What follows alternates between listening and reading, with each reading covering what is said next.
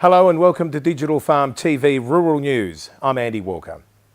Peak farmer and farm industry bodies have welcomed new ministerial appointments by the Abbott government.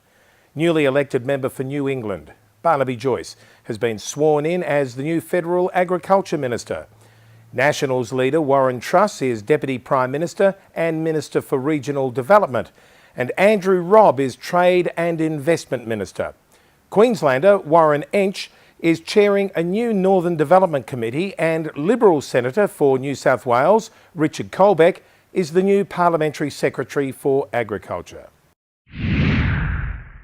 A low and broad front brought with it this week heavy rain and thunderstorms across large parts of Victoria, New South Wales, the ACT and South East Queensland. This week, 60% of Queensland's total cropping and pastoral country was officially declared in drought. Across country, a front over southwest Western Australia produced showers and gusty winds. Perth copped a soaking. In Victoria, the Bureau reported widespread rain with falls of up to 75 mils in Gippsland. Western Australian grains giant cooperative Bulk Handling has established a beachhead office in Portland, USA, in a bold move to buy US and Canadian grain to trade to its Asian customers. CBH would leverage its powerful domestic position to build relationships with big players in the US grains industry trying to get a foothold in Australia, according to the Countryman. The move reportedly signalled that CBH would not stand idly by as internationals took chunks of the Australian grain market. It was also based on predictions that demand for grain from Asian customers would rise by 11 million tonne during the coming 5 years. The National Irrigators Council has lashed the outgoing Labor government for listing as critically endangered parts of the Murray River system and the Macquarie Marshes after the election has been called.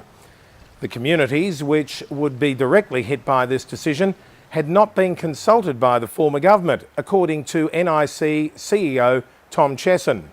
Irrigators had been told not to worry about the listings as the Murray-Darling Basin Plan would form the basis of new recovery plans. Tom Chesson said that if the new listings were not going to have a major impact, the incoming government should get rid of them by moving a disallowance motion when Parliament resumed. Australia's gross value of farm production is expected to achieve a record $49 billion in 2013-14. According to the Australian Bureau of Agricultural and Resource Economics and Sciences. ABARES Executive Director Paul Morris said this week the value of farm production was expected to exceed $46 billion for the fourth year in a row.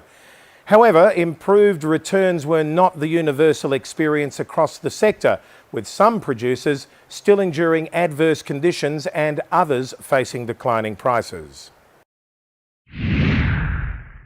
Finally this week in the UK, Mayor of London Boris Johnson had been in the news again, describing wind farms are a disease that had blighted Britain's countryside. Writing in The Sun on Sunday, the Conservative pin-up said his country should embrace nuclear power and fracking to meet its country's energy needs, cut consumer bills and boost the economy. He said he was shocked by the number of wind farms he had passed on a recent drive to Scotland. He said that during the past 20 years, something unbelievable had been done to England's green, pleasant and precious countryside. Well, that's it for Digital Farm TV Rural News this week. I'm Andy Walker and look forward to your company again next week.